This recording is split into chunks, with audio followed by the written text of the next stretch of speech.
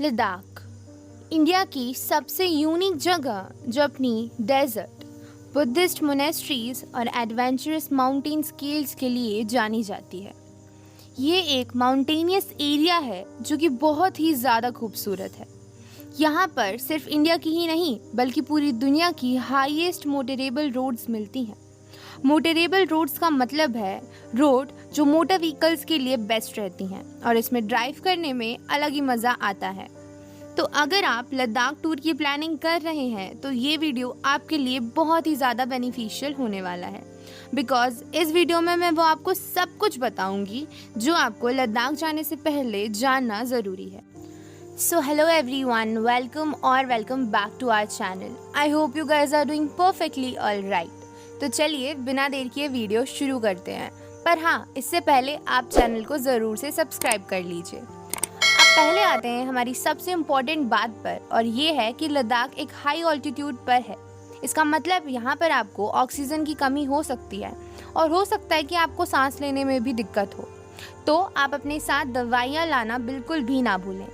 इसी के साथ अगर किसी को भी सांस की या फिर इस प्रकार की कोई भी परेशानी है तो आप यहाँ आने से पहले एक बार अपने डॉक्टर को ज़रूर दिखाइए और उनसे परामर्श लेकर ही यहाँ पर आइएगा। लद्दाख आने का बेस्ट टाइम है मई से लेके अक्टूबर तक का। फिर भी यहाँ पर टेम्परेचर बहुत ज़्यादा कम होता है इन महीनों में भी, और बाकी महीनों में तो टेम्परेचर माइनस में चला जाता है, जिसकी वजह से वहाँ रहना बहुत मुश्किल का काम रहता है। बाकी के महीनों में भी वहाँ का टेम्परेचर बहुत लो होता है, पर फिर भी मई से अक्टूबर तक वहाँ पर थोड़ी शांति रहती है। चलिए अब बात करते हैं कि हम लद्दाख कैसे पहुँचेंगे।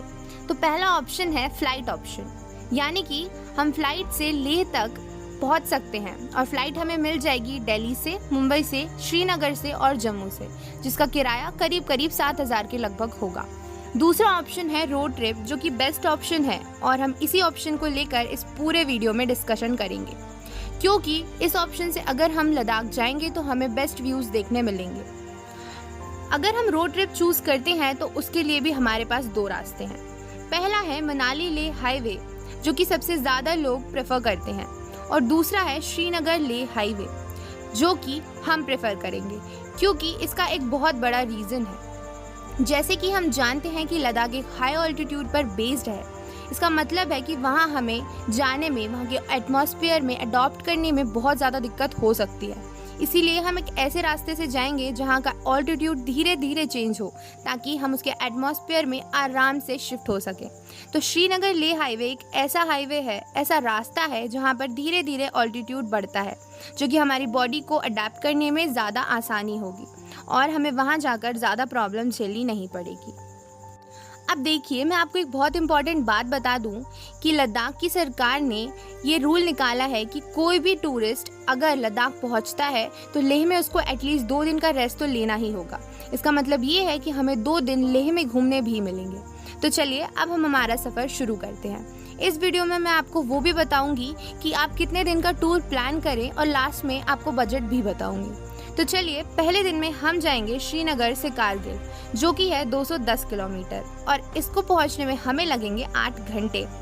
ये जगह बहुत ही ज़्यादा खूबसूरत है। यहाँ पर आपको बहुत सारे पेड़ पौधे देखने मिलेंगे और ग्रीनरी तो आपको भर भर के देखने मिलेगी। इसी के साथ साथ यहाँ पर आपको अमेजिंग माउंटेन व्यूज़ भी देखने मिलेंगे। दूसरी सबसे इम्पोर्टेंट बात ये है कि कारगिल पहुँच के हम जाएंगे कारगिल वॉर मेमोरियल, जो कि हर इंडियन जाना चाहता है।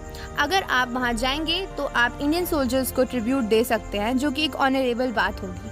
तो यहां जाना बिल्कुल भी ना भूलें। पूरा दिन कारगिल में घूमने के बाद हम वहीं पर किसी आसपास की होटल में स्टे कर सकते हैं। दूसरे दिन हम जाएंगे कारगिल से लेह, जो कि है 210 किलोमीटर, और इसको पहुंचने में हमें लगेगा 10 घंटे। और यहाँ से शुरू होते हैं एक्चुअल लैंडस्केप। बहुत सारी मोनेस्ट्रीज आपको यहाँ पर देखने मिलेंगी, यानी कि बुद्धिस्ट मोनेस्ट्रीज, जो कि बहुत ज़्यादा खूबसूरत होती हैं, और अगर आप चाहें तो आप यहाँ पर भी विजिट कर सकते हैं। अब हम नेक्स्ट स्टॉप लेंगे मैग्नेटिक हिल्स पे, क्योंकि ये जगह बहुत ही ज़्यादा यूनिक और काफ़ी ज़्यादा पॉपुलर भी है। माना जाता है कि यहाँ के माउंटेन्स अपनी मैग्नेटिक पावर के कारण कार्स को अपनी तरफ अट्रैक्ट कर लेते हैं और कार्स उनकी तरफ खींची चली जाती हैं। तो ये यूनिक जगह तो देखनी ज़रूर बनती है। अब हम लेह में पहुंचकर रात को रेस्ट करेंगे, और अब आता है हमारा तीसरा दिन। अब हम तीसरे दिन में लेह में घूम सकते हैं। जैसे कि रूल है कि लेह में एटलीस्ट 2 दिन का हमको रेस्ट करना ही है, तो हम लेह की जो अच्छी अच्छी जगहें हैं वहाँ पर विज़िट कर सकते हैं, क्योंकि लेह में बहुत सारी खूबसूरत जगहें आपको देखने मिल जाएंगी। अब पहली जगह है शांति स्तूप। ये एक वाइट कलर का डोम स्ट्रक्चर है और ये लेह में सबसे ज़्यादा फेमस प्लेस है, तो आप यहाँ पर घूम सकते हैं। इसके साथ साथ आप चाहें तो हॉल ऑफ फेम और लेह पैलेस और रेंचो स्कूल भी घूम सकते हैं। रेंचो स्कूल वही स्कूल है जो हमने 3 इडियट्स में देखा था, उसका एक स्ट्रक्चर लेह में बना हुआ है जो काफ़ी ज़्यादा पॉपुलर है। अब जैसे कि रूल है तो हमें 4th डे भी लेह में ही रुकना पड़ेगा और इस दिन हम वहाँ की बुद्धिस्ट मोनेस्ट्रीज को एक्सप्लोर कर सकते हैं और वहाँ का एक न्यू एक्सपीरियंस ले सकते हैं। अब हम निकलेंगे लद्दाख के लिए और हमारी जर्नी शुरू होगी लेह से। लद्दाख के लिए कुछ पेमेंट करने के बाद हम निकलेंगे लेह से नुब्रा वैली। नुब्रा वैली यहाँ की मोस्ट फेमस वैली है जो कि हर टूरिस्ट जाना चाहता है और ये काफ़ी ज़्यादा सुंदर भी है। यहाँ का जो रास्ता है वो बहुत ही ज़्यादा एडवेंचरस है। इसके साथ साथ आपको वहाँ पर स्नो कैप माउंटेन्स भी देखने मिल जाएंगे। पास में ही आपको एक बहुत बड़ा बुद्धा स्टैचू देखने मिलेगा जो कि मेन टूरिस्ट अट्रैक्शन है यहाँ का। इसके बाद हम जाएंगे हंडर। हंडर हम इसलिए जाएंगे क्योंकि यहाँ पर आपको स्नो कैप माउंटेन्स और रेतीली डेजर्ट एक ही जगह पर देखने मिल जाएगी और यहाँ पर आप कैमल सफारी भी कर सकते हैं, यानी कि बर्फ और साथ में कैमल सफारी। वाह, कितना अच्छा कॉम्बिनेशन आपको यहाँ पर देखने मिल जाएगा। अब आते हैं हमारे डे 6 पर, जिसमें हम घूमेंगे बाकी की जगह नुब्रा वैली में, जो कि है पनामी विलेज। यहाँ पर एक हॉट वाटर स्प्रिंग है जिसके पानी में मेडिसिनल प्रॉपर्टीज पाई जाती हैं, तो आप यहाँ पर स्नान कर सकते हैं। इसी के साथ साथ एक और ख़ास जगह है जो कि है इंडिया और पाकिस्तान बॉर्डर की लास्ट विलेज तुर्तुक। आप यहाँ पर भी जाके विजिट कर सकते हैं। ये जगह बहुत ही ज़्यादा सुंदर है और आपको एक नया एक्सपीरियंस देगी। यहाँ की ज़िंदगी हमारी आम जिंदगी से काफ़ी ज़्यादा अलग है, तो आपको यहाँ जाकर कुछ सुकून भरी ज़िंदगी देखने मिलेगी। उसके बाद हम वहीं के किसी होटल में स्टे कर सकते हैं और उसके बाद आता है हमारा डे 7। डे 7 में हम जाएंगे Nubra valley to Pangong lake. यहाँ पहुँचने में हमें लगेंगे 5 घंटे और यहाँ का जो रास्ता है वो हम जीवन में कभी भी नहीं भूलेंगे, क्योंकि यहाँ के जो व्यूज़ हैं वो बहुत ही ज़्यादा सुंदर है। पैंगोंग लेक एक सॉल्ट वाटर लेक है और ये बहुत ही ज़्यादा खूबसूरत है और टूरिस्ट अट्रैक्शन है। यहाँ पर सनसेट और सनराइज़ का व्यू बहुत ही ज़्यादा सुंदर है और आप ये चीज़ देखने वहाँ पर ज़रूर जाएं। ये दुनिया के सबसे सुंदर लेक्स में से एक लेक माना जाता है। यहाँ के आसपास के किसी होटल में आप नाइट स्टे कर सकते हैं और दिन भर यहाँ की खूबसूरत वादियाँ और खूबसूरत से माउंटेन्स निहार सकते हैं। अब आता है हमारा 8th डे और 8th डे में हम जाएंगे हैनले। सबसे पहले 8th डे में आप सुबह सुबह पैंगोंग लेक के आसपास जाकर सनराइज देख सकते हैं। अब हम निकलेंगे हानले के लिए। हानले का नाम आपने शायद ही कभी सुना हो, क्योंकि ये लद्दाख का लीस्ट एक्सप्लोर्ड एरिया है, पर यहाँ पर आपको बहुत खूबसूरत मोनेस्ट्रीज देखने मिल जाएंगी। इसी के साथ साथ आपको यहाँ पर इंडियन एस्ट्रोनॉमी ऑब्जर्वेटरी भी देखने मिल जाएगी, जिसको आप घूम सकते हैं और एक्सप्लोर कर सकते हैं और रात में आप यहीं पर रुक सकते हैं। अब आता है हमारा डे 9, जिसमें हम जाएंगे हानले टू सोमोरिरी लेक। ये जगह जो है वो बहुत ही ज़्यादा फेमस है और बहुत ज़्यादा खूबसूरत भी। ये जगह 150 किलोमीटर की दूरी पर हमें मिलेगी और यहाँ पहुँचने के लिए हमें लगेंगे 4 से 5 घंटे। ये एक ब्लू वाटर लेक है जो कि बहुत ज़्यादा खूबसूरत है और हाई ऑल्टीट्यूड पर भी बेस्ड है, तो अगर आपको सांस की कोई भी प्रॉब्लम है तो यहाँ जाने से पहले एक बार ज़रूर सोच लें। इसके बाद हम इसको विज़िट करेंगे, अच्छे से घूमेंगे और फिर निकलेंगे लेह के लिए, जो कि यहाँ से पड़ेगा हमें 220 किलोमीटर। 220 किलोमीटर पहुँचने में हमें लगेंगे 6 घंटे और फिर हम रुकेंगे यहीं के किसी आसपास के होटल में, क्योंकि आपको आसानी से वहाँ पर होटल्स मिल जाएंगे। इसके बाद डे 10 में हम जाएंगे लेह टू मनाली, जो कि है 430 किलोमीटर। पर हम ऑलरेडी इतने ज़्यादा एग्जॉस्टेड हो चुके हैं कि हम 430 किलोमीटर लगातार नहीं जाएंगे, हम तोड़ के जाएंगे, यानी कि आधा रास्ता फिर आधा रास्ता। तो सबसे पहले हम जाएंगे लेह टू सरचू, जो कि है 250 किलोमीटर और इसको पहुंचने में हमें लगेंगे 7 से 8 घंटे और फिर हम यहीं पर रात को स्टे करेंगे और वहाँ की आसपास की जगहों को घूम सकते हैं। इसके बाद डे 11 में हम बाकी का आधा रास्ता जाएंगे, यानी कि सरचू टू मनाली, जो कि है 180 किलोमीटर और इसको पहुंचने में हमें लगेंगे 7 से 8 घंटे। आप देखिए, बाहर आने के लिए हमें लगेंगे, यानी कि सरचू से मनाली पहुंचने में हमें लगेंगे 2 रास्ते। पहला रास्ता है रोहतांग पास का और दूसरा है अटल टनल। ये रास्ते आपने आराम से सुने होंगे, रोहतांग पास मैं आपको पहले भी बता चुकी हूँ।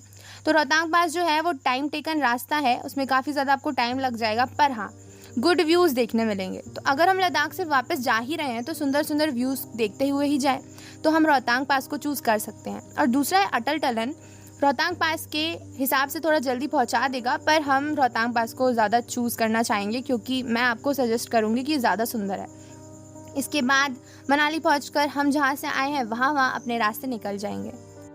अब देखिए, मज़ा तो यहाँ पर जाने में बहुत आएगा, ये सबको पता है, पर पैसे कितने लगेंगे? तो अगर आप अच्छे से ही लद्दाख विज़िट करना चाहते हैं तो पैसे के बारे में ज़्यादा ना सोचें, क्योंकि एक मिनिमम एस्टिमेट लगा के भी चलेंगे कि तो आपके 25,000 से 30,000 रुपये खर्च आराम से हो जाएंगे। क्यों? क्योंकि अगर बाइक रेंट पे लेते भी हैं तो 10 दिन के लिए अगर कोई भी बाइक आप लेंगे तो आपको इतने पैसे लग जाएंगे, 10 से 15,000 रुपये। इसके साथ साथ आपको पेट्रोल के भी पैसे लगेंगे। इसके बाद होटल के पैसे, खाने के पैसे, आप खुद जोड़ के देख लीजिए कि 25,000 से कम में एक जन का नहीं होने वाला है। अगर आप कपल और एज अ फ्रेंड आ रहे हैं तो हो सकता है कि मिल बांट के थोड़ा कम पड़ जाए, बट फिर भी एटलीस्ट 20 से 25,000 आप मान के चलिए कि आपका खर्चा आएगा लद्दाख टूर में। अब देखिए, अगर आप अपनी पर्सनल बाइक या व्हीकल से आना चाहते हैं तो याद रखिए कि पहले से पता कर लीजिए कि वो आपको परमिट देंगे या नहीं, क्योंकि कभी कभी ऐसा होता है कि वो बाहर के व्हीकल्स को परमिट नहीं देते हैं। तो मेक श्योर करना कि आप पहले से इन सब चीज़ों के बारे में पता लगाएं ताकि बाद में आपको प्रॉब्लम ना हो। और अगर हो सके तो आप वहीं की किसी लोकल बाइक को आप ले सकते हैं एज अ रेंट में। उसके बाद हमें टोटल डिस्टेंस कवर करना है 1000 किलोमीटर, तो मेक श्योर कि आपके पास सारे इक्विपमेंट्स और दवाइयाँ वगैरह हों। इसी के साथ साथ आपके पास सारी बाइक एसेसरीज भी होनी चाहिए, तो अगर कोई भी प्रॉब्लम हो तो आप वहाँ पर फेस कर सकें।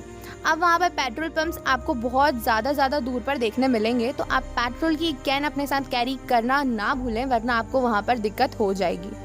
देखिए, मुझे लगता है कि मैंने सब कुछ इस वीडियो में कवर कर दिया है, पर फिर भी अगर आपको कोई भी दिक्कत या परेशानी या क्वेश्चन क्वेरी हो तो आप कमेंट सेक्शन में बता दीजिए, हम ज़रूर से सॉल्व करने की कोशिश करेंगे। और इसी के साथ अगर किसी और प्लेस के बारे में वीडियो चाहिए तो वो भी बता दीजिएगा, हम ज़रूर बनाने की कोशिश करेंगे। And thank you very much for watching us.